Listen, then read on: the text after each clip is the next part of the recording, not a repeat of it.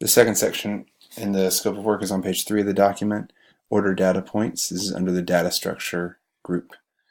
The following data points will be stored at the order level upon purchase: user, address, credit card, and notes. In the back-end dashboard of the website, under WooCommerce, you can select orders.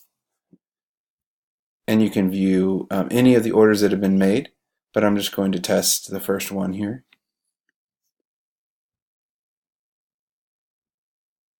You have the customer here, the billing information, which is the name.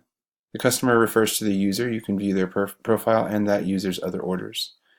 It has the name, the address for the order. Shipping address and billing address could be separate, but in this case it's not. Customer provided note, just a note test in this case.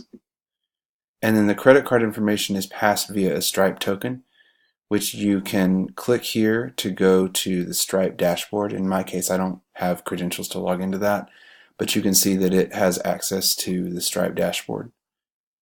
So we were looking for user, address, credit card, and notes, and those are all there.